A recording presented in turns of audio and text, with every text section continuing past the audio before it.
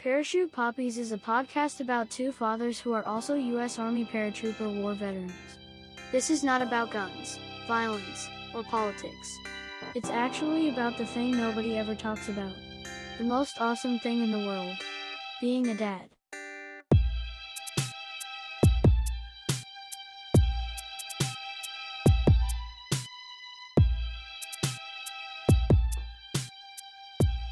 Yo, what up? Welcome to Parachute Poppies. This is the first episode. I'm Brandon. What's up, John? How you doing, man? What's up, man? I'm John Suey. Sweet. Sounds like a gang call. Yeah. Does your family do that? Does your family do that when you can't find somebody at Walmart? Like, sweet. Oh man, but when I joined the army, I figured out from all the people from, South Georgia that's how they call their pigs. Sweet. Really? Yeah. Wow. I was thinking more like swoop. All right. So my wife told me to take the spider out instead of killing it. And we went out, had a few drinks. Turns out he's a web designer.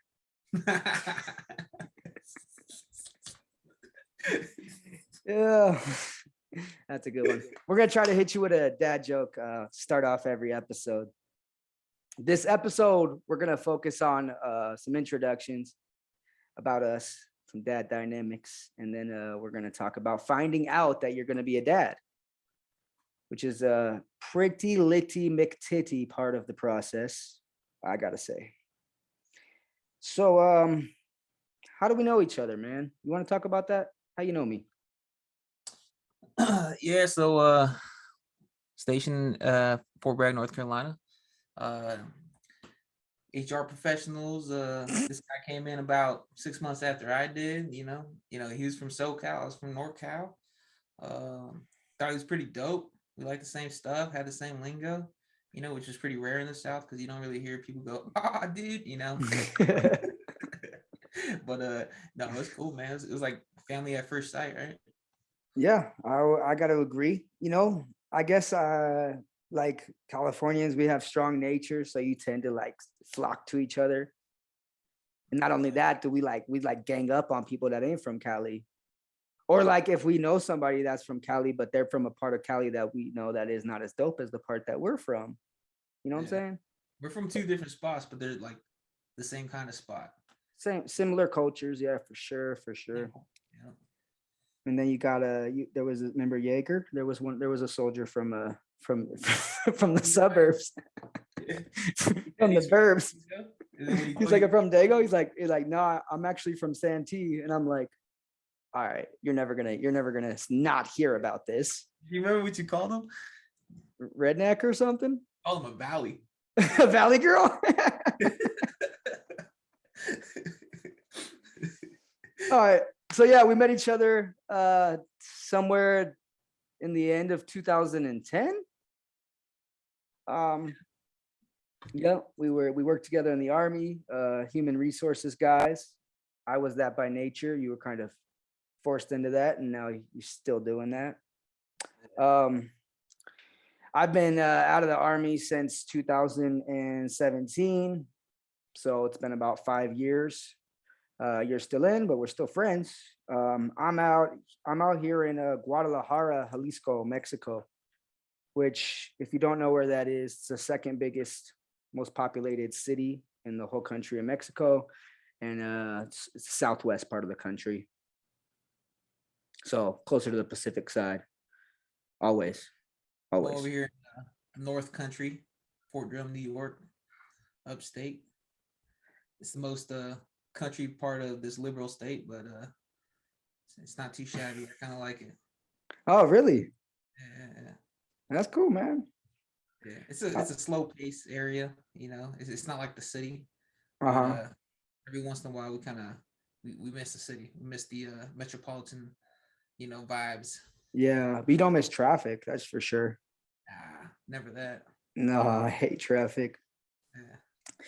So my dad situation, or my dad dynamic, I am a father to a almost 4-month-old baby girl named Bradley. And I'm also the I'm also expecting another baby in December 2nd, which is also going to be a girl, and we are going to name her Zoe. I live here with my wife, Fatima, and yeah, that's my dad dynamic. So I got one that's almost 4 months old and one that's on the way. What about you? Yeah. Married to Megan, of course, you know her. She was in the army with us. So we all go back pretty far. Got 3 kids. Got a 10-year-old now. Jeez, Whew. old. Yeah, Got a for kid in real. double digits. I've never said that out loud. I got a 10-year-old. You've been Right. dadding a decade, bro. Jeez. All right, next slide. Daughter who is 8, and then a son who's going to turn 3 soon. But yeah, and a dog. So that's my child with 4. Oh, I got a dog too. We both have pit bulls. Yeah. Life. Mine only has one eyeball. Yeah. Mine's got 2. All right, so let's talk about because in this episode we're focusing on finding out that you're going to be a dad, right? So I think we should both focus on our first kid. I mean, so like weird question. I'm just going to be upfront. All right, I'm not going to sugarcoat nothing here because I don't need to. Was it planned? Was it planned? Was he planned? Was Timo planned? Timo, okay, my oldest was planned. All right, but we miscarried, and then we didn't plan for him, but we didn't exactly put preventative measures in there either. All right. So was he planned? Yeah. To begin with, yes, but we definitely weren't trying to not have him. Fair. All right. Well, I'm just gonna ask on the other two real quick. Malia, planned or not planned? All right, Malia, planned. Beta, not planned. Okay. So you have like a kind of planned, a planned, In the and hell. not planned. In the hell, what the hell? That the baby don't look like me.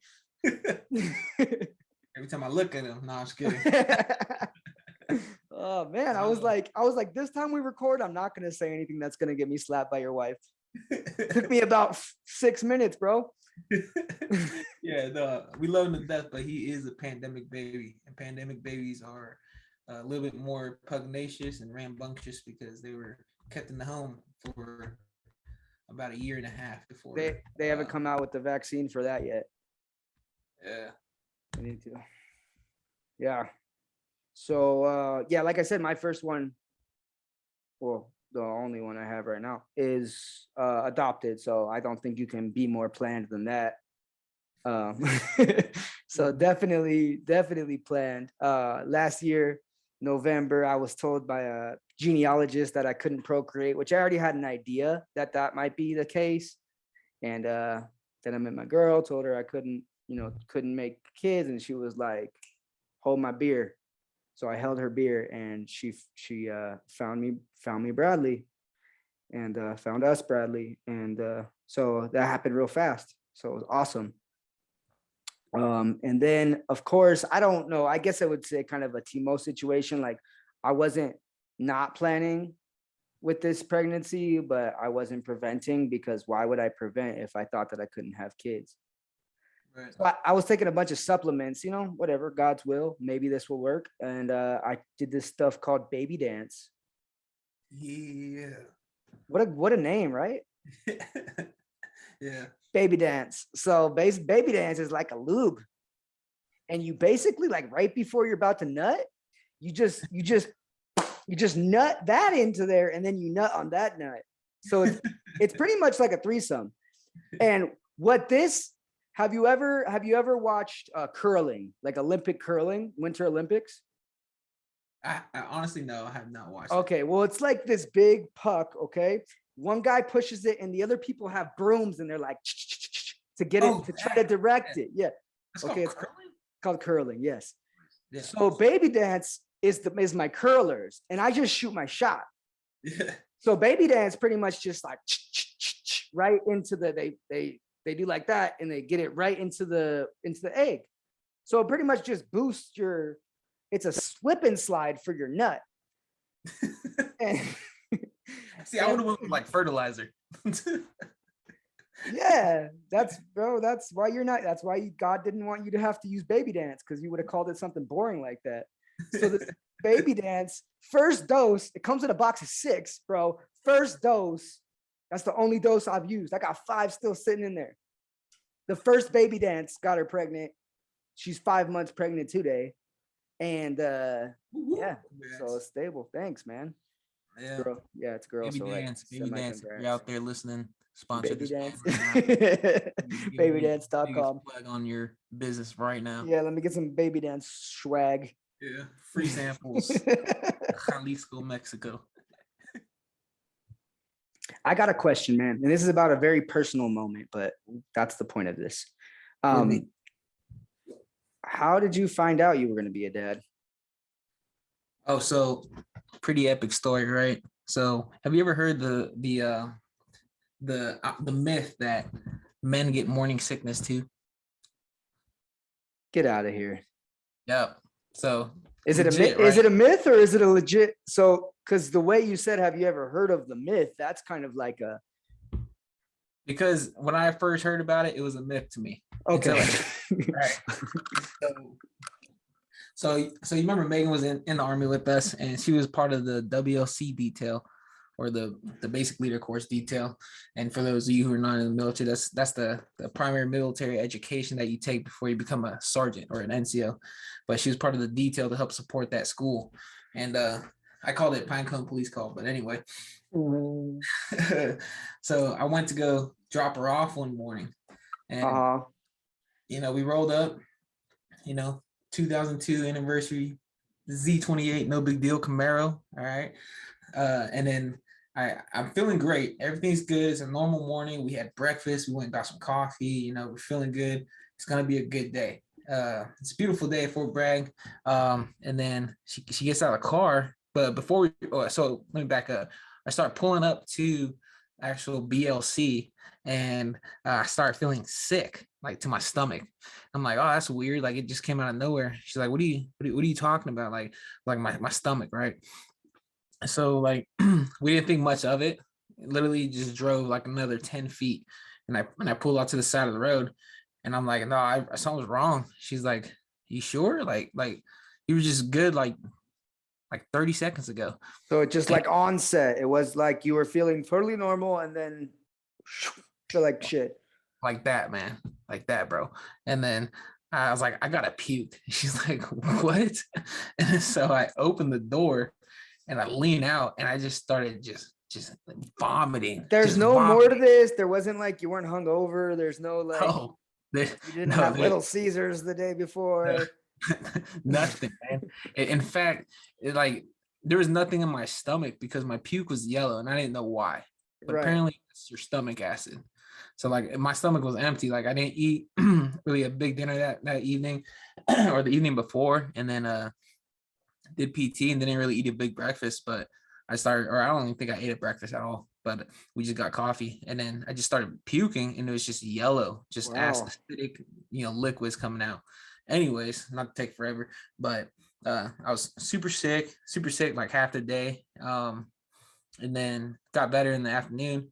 Megan, I go back to pick Megan up, COB, close of business. And then we take it back to the room, and then she ends up going with her friend Crystal. You remember Crystal, right? Yeah, of course.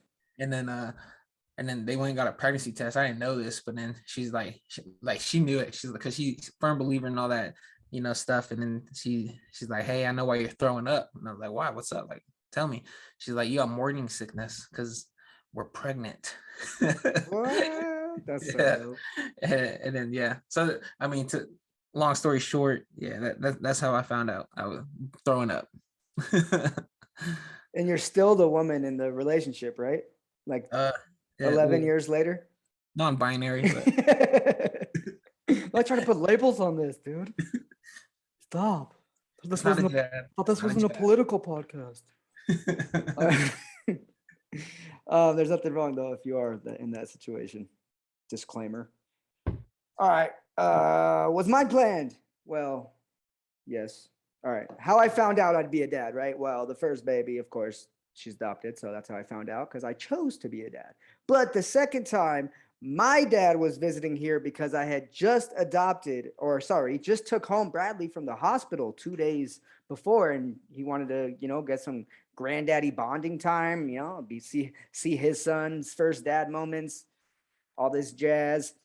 And I went downstairs. This is 2 days after Bradley was born, one day after my dad arrived to Guadalajara, Mexico. And my dad's like, he's like, bro, your wife said that she feels like she might be pregnant. And I was like, wow, that's whatever. That's a weird thing. Like, I already know that my sperms ain't working like that. So and if hashtag baby dance. Yeah, I'm still trying. And then the next I think later that day, man, yeah, she took a test, or she didn't tell me that she was taking a test. She just showed me a test. And it was a digital one. So it said it in Spanish, but I totally looked at it and still didn't believe it for a minute. But of course now I do. I've seen many of them sonograms. Those aren't cheap. And what did it say? It said embarazado, which means pregnant. Snap. Okay. So I was like, all right. And I was like, all right. So basically 2 days after the birth of my daughter, I found out that my wife had already been, pregnant with my biological child for about 5 weeks at that time. So she's an amazing woman. She's like spiritual, very young, very vibrant, holistic. Is it holistic a word? I'm trying to think of how I can describe her. So she's got the aptitude and heart to not even mention that she's missed her menstrual cycle, 2 weeks before, even though she knows, she's pretty sure her body's telling her she's pregnant, but she didn't want to inform me because she didn't want it to be a distraction from the adoption and birth of Bradley, because she didn't want me to be focused elsewhere. What if we overthought that? Like, oh, we shouldn't adopt because that's two kids that she was able to process that information and hold it in for the sake of, for our family to be the way it is. And like that's sick. That's dope. Yeah. And so yeah, after that, she's had a terrible pregnancy, man. It's been awful. How so? Like just not like the morning sickness thing, the yellow vomit, like that's like 100% of the days type of thing for her. She hasn't eaten any kind of protein this whole time.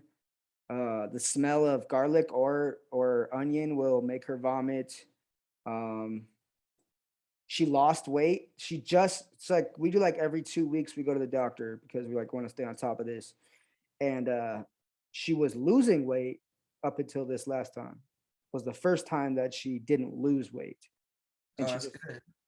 Yeah. So like it has not been the most safest. She's had a couple episodes of blood scares and stuff, like emergency room visits. So I feel good. Like it's 5 months. So you gotta celebrate these kind of wins, man. Like it's pretty secure at this point. Absolutely. I mean, you're at the end of the second trimester? I'm not sure, bro. I think it goes every 3 months. So I think 6 months is when it turns to the. Yeah, so in the second trimester. Middle. That would be the exact middle. What? Oh no, you're right. It's 2/3 way done with the second trimester. Yeah. Yeah. Look at you, man. You're mathing. Look at that. Geometry. Look at how much you've changed. All right. So after you got the vaginal tear sickness that morning when you were dropping Megan off, okay, she comes back with the pregnancy test later in the day, Crystal, whatever, find out you're going to be a dad to Timo. I want to know if anything changed at that point for you. Yeah, so at that point, I wouldn't say anything changed really. I was one of those young naive guys who thought he knew how to parent already. I helped raise my nephew, so it was kind of one of those things where I thought, hey, all kids are the same. Yeah. Do what I did with him. This is just another process of life. Like this is just a check. You're checking this box. You're like, yeah. I'll be strict, put him in his place, raise him, be an NFL player. Something. Yeah. A man's man. Yeah. Lord knows, just for context, that's not the case anymore. Good. But Timo definitely taught me a lot. But at that very point, to answer your question though, I wouldn't say too much changed. I was, kind of clouded already, thinking I already knew it. But I mean, what parent isn't when they first get their first child? For sure. Like, I got this. Okay. Yeah, it's a kid. I know. Like you said, like almost everybody has some reason, some rationale why this is not a huge thing, right? Like you for you, it's like you helped raise your what'd you say, nephew? Yeah. So, mine is like I could rationalize it by saying like I've been a teacher, or I have a master's degree in sociology of education. Like I could give you 100 reasons why I was ready and I wasn't. What reason I hate when people bring up is I've had dogs in my life before. Like, that's really demeaning, but it's funny. Bro, you can leave your dogs at home by themselves sometimes. Yeah, save that joke when you talk about getting married or it's something, man. Not the same. No, not at all. You don't like, I feed my dog way more often.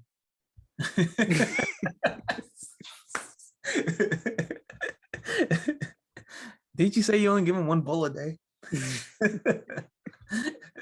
Yeah, I take my dog out. I take my dog out of the house, dude.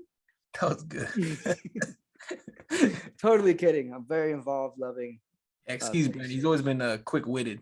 Yes, that's who I be. So for me, what I could say what changed, I did have a little bit of an aha moment, and I think I'm still going through it. Because again, I was a dad for 2 days at this point when I found out that I was going to be a dad again.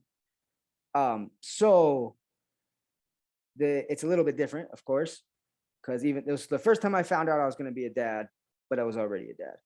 And I think what changed for me is I started being grateful. Like I started being grateful. I didn't think that these things stopped being a process. That's when I had the moment where it stopped being check boxes. Like, okay, I'm a dad now.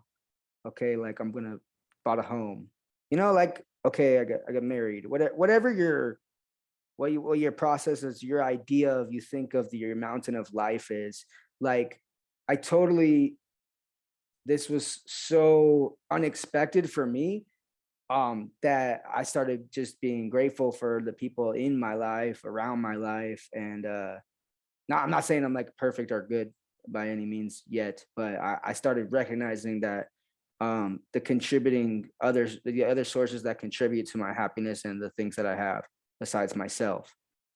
So, and that's when I realized that, because I was like, wow, doctors told me I couldn't have kids. I went through 2 miscarriages. One of them was through in vitro fertilization, which, I spent my saved deployment money like in 2000, all the way in 2019, 7 years after the deployment, like to try to have a child, and that one miscarried. So I was just so grateful for the people I have now in my family and my life, because, it worked. It did. It happened. So it's dope. And actually, like I was just talking to her about this today. One more. Let me go into a little rabbit hole. All right, like a little one. All right, bro. I know you can relate, and we're jumping ahead probably, but dude, do babies have some sort of ticker like in their back of their brain, cerebral complex, where if their dad is already stressed out, that is the moment they will induce more stress onto you to test? Bro, hear me out. This is what happened today, okay? Kids are rude, man. They're dicks. I don't work at the moment. I'm just strictly dadding and taking care of pregnant and baby. And we went to the gym, right? I go to the gym. They did not. They don't gym. and they were going to the nail salon, baby and my wife, right? And so I get to the parking lot because it's in the same mall, same strip mall, and I go to get the stroller out of the back of the truck, which is it's an SUV, a Toyota 4Runner, so it's like and it doesn't open, it doesn't unlatch. Yeah. So something's wrong with my truck I can't open the back thingy to get the stroller out. So at that moment, the baby heard that the truck did not undo it. She's still in her car seat. She didn't hear her normal click, click, I think. And that's when she began to cry with fury at the moment where I couldn't tend to her. And simultaneously, my wife says, like, I'm really hungry, like simultaneously.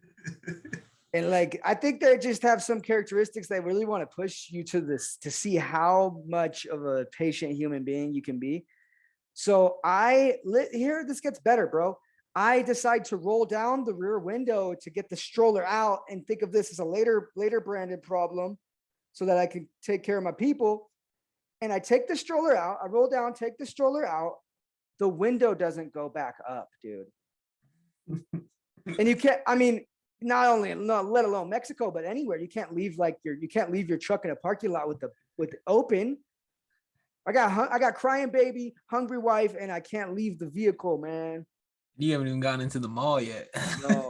So I told my wife, get in the front seat, press this button right here. It's the up arrow. And I'm going to just manually get this thing up. And then we're going to go in there and we're going to handle our business. Yeah. That's why luckily things worked out. I already went and saw like the dude that can fix it. You can do it tomorrow. So it's straight. That happened today. Bro, that was like hours ago. Oh. Yeah. And it started raining like painfully. If I didn't manually do that, like it would have been a total mess. But it's crazy. I'm just thinking like, dude, they know. Yeah, I think kids know. Well, at least I think they know throughout their whole childhood. But then like in the infant stage, they don't care. But as they get older and they become toddlers, they start to care and start being more considerate and conscious. Yeah, they show a little sympathy, like, oh, dad needs some space right now, Right. Close his man cave and let him play Call of Duty, But like when they're infants, man, they don't care at all. It is their time. She could have cried the whole duration I was working out because I wasn't in the nail salon with them because she was still crying when I came out. Yeah. And sometimes, like the pediatrician tells me like when babies cry, it's because they need something. But like, I'm sorry, I still haven't quite bought into that. I think sometimes babies just cry. Yeah. Like straight up. I think sometimes they just want to cry. Because I'm like anti-TV. I know she's only about to be 4 months old, but I'm like, this is my mindset. I'm still at the point where I haven't caved in on the anti-TV too much. So, but my wife on the opposite hand, she's like all about that. Like as soon as baby starts crying, she's like Coco Melon, put on Coco Melon.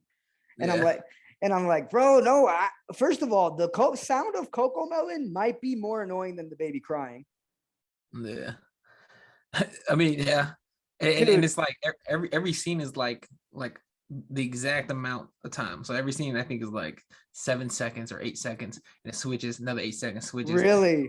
Yeah, like so like through my. We're talking about all these infant shows like Paw Patrol and all these type of. Yeah. Well, at least I mean I know Coco Melon for sure. The other ones are pretty like just short snippets, and it's like and it plays mind tricks on me because I'm like I don't like what's it called? Is it a black light? The ones that flash a lot, like those kind of things. Strobe light. So strobe lights give me like a migraine, right? Yeah. And then like when I watch TV and they have like equal just snippets and they're all short and just this annoying singing going on, like I can't do it. So I usually just throw on like Jurassic Park or something or Shark Week. My son likes Shark Week. Oh. Yeah. You gotta find out what works. Are you gonna watch this year? Doesn't it start next week? Dwayne Johnson. Oh yeah. So yeah, he's hosting it.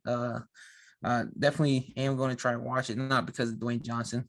So I try to avoid. Do you think he's the best? You think he's the best hype man of all time? Of all time. If you were gonna throw a party, would you rather have him or Lil Jon be the MC? Him for sure. Him. Okay. I mean, did you see in 2019 when the Niners went to the Super Bowl and he Oh introduced? yeah, that was dope, man. That was so cool, and it was also like his. I don't know how to say it, but And like you're a Charger fan, and that's coming from a Charger fan. We don't hate Niners. We don't hate the Niners. Like 94, bro. What was I 3? Like 2? Come on. I'm over it. And we're better than you guys now. Come on. No, you're not. We have the better Bosa. Oh, we're gonna go by like Madden ratings, not by statistics. Oh, I mean, no. I mean, Madden ratings. They put Nick as a 94 and Joey as a 91 this year. I think we're getting off topic, but yeah, no, Chargers suck. I was telling the story the other day about how we put the tip jar, bro. tell the listeners. All right, so like we worked in an office environment in the military, so it's like this is not something that you normally do, but I had these balls. I don't know where they came from because my dick wasn't that big at the time. But I have these, so like I came up with this idea and I got this guy, John, on board with it. I printed out like what did it say? Do you remember what it said? It said like tips for the new Madden. It had a picture of John Madden with the headset on, like like the Nintendo John Madden picture. And the new one coming out is gonna have it actually. That's sick. He should be on all of them. Is he dead? Yeah, he just died, so rest in peace. Rest in peace. I mean, I'm like a John Madden fan. The video game's cool. Like I don't miss him. I didn't even know he died. Yeah, Charger fan right there. What? You're a Raider fan or are you a Niner fan? I'm a Niner fan to the bone. All right, so are you paying respects to a Raider? Yeah, anyone that's not in our division. Yeah. Okay, so he's in my division. Yeah, I know. Oh, okay. Like I said, Charger fan. I do love the movie Little Giants, though. Yeah. That's a sick Anyways, movie. back to the tip jar. Anyways, did we get any money in there? Yeah, we did. I mean, it wasn't enough for the whole game. I think it was probably like a quarter of what we needed. Did good old Estella make us refund it or anything? No one said anything to us because they knew that you and I did not give a crap. I do remember the highest enlisted Sergeant Major Ian Guy walking in there and telling us how cool it was. Yeah. But he didn't make it. He didn't seem like he was gonna give us a high five about it at first. Nah. No, he never did. He was like, who the hell did this? And I was like, Yeah. You know what I'm saying? He was like, that's a genius idea. Yeah. You know what I'm I saying? think so. I think his initial response was like, who the heck is doing this, right? Because doing it, obviously, like we didn't know that because we were both privates, right? Yeah. And but it goes against every like military ethic regulation that exists right to now. accept money from another service member. You don't shake a jar or a cup for money in uniform, right? Saying, hey, you're pretty much sponsoring Madden at that point for the Army. So we didn't know that at the point, and I'm sure that flashed through Sergeant Major's head, Command Sergeant Major, when he walked in. And then when he saw us, I think he just picked and chose battle, because when we were like, oh, it was us, he's just like, he chose morale over discipline at that point, and which made him a pretty good leader. And like, how are you gonna tell like 19 and 20-year-old us that is like that's how it works? Yeah. Like, you know what I'm saying? I wouldn't have understood that. I wouldn't have. There wasn't anyone coming in, so. No, but outside the organization. I did front load a couple people that dropped some, cha-ching. No, I mean like outside the organization. Like we didn't have no like VIP visitors or some, civilians walking in saying, the Army sponsors Madden. Nah, that's not even the real problem. I don't think what it was is the sponsorship factor or endorses. I'm sorry, endorsement. Yeah. Or even like the real problem is that we were accepting money to do our job when there's already like a base pay that's organized by the rank structure. So if we made anything outside of that, it would have to be organized. Yeah. So we're probably claiming on our taxes. Bro, but I was always hustling on the side, bro. Yeah, hustling. Remember when we flipped that truck that you had? Which one? The Ford? The little F-150? Yeah. The little F-150. You had that little, it was like a 1990 F-150? Nah, it was a 97. It was green. It was a Ford Ranger, right? Yeah, it was a Ranger. It was a Ford Ranger single cab. Yeah. Yeah, manual transmission, 2-wheel drive, single cab, piece of crap. I think it was like it used to be a cable car for the cable installation, because it had like some sort of metal box mounted to the floorboard of the passenger side, and it would go like ting, ting, ting. There was no way to turn it off. But I just remember that one time you're like, hey, I'm about to plastic dip it, come over. And he lived like about less than 2 miles away from me. So I got up on my Debo bike with a case of a 12 or a Bud Light inside my basket, and I skirted right over to his house, and then we plastic dipped it. And you bought those rims for like $200, right? These chrome. No, not even 200, bro. Less. Like I think like $80 because the tires were what do you call those? Bolos or whatever they're called. When they don't have low profiles. You don't put air. You don't even put air in them. But they were toast. And I just left them, bro. I just left them like that. Just to flip it. You put chrome rims on that you bought for cheap off Craigslist, and then we plastic dipped it with nothing else. I didn't even clean the interior. No CD player. Yeah, how much cracked windshield. Not even new wipers, bro. Like this was not a safe vehicle, and I sold it to the most choloed out dudes I'd ever seen in North Carolina. I think I sold it for like $2,500, but I bought that truck for $700 and like a $12.99 rattle can of plastic dip and some $80 Craigslist rims, and I flipped it. Yeah, so like if you do the math, his ROI, his return of investment is about $1,500. I used the truck too. Like you gotta count that. Yeah. Like I used it for a time, and it's still appreciated value. Love when that happens. All right, we're getting way out of here on topics, but we already covered what we had to for today. And I'll see you next week, or what? Yeah, let's do it. Next episode, we're going to talk a little bit about the pregnancy, since today we talked about finding out you were going to be a dad, huh? Yeah. All right, bro. I will talk to you later. Thank you for listening. Anybody that stayed around this long.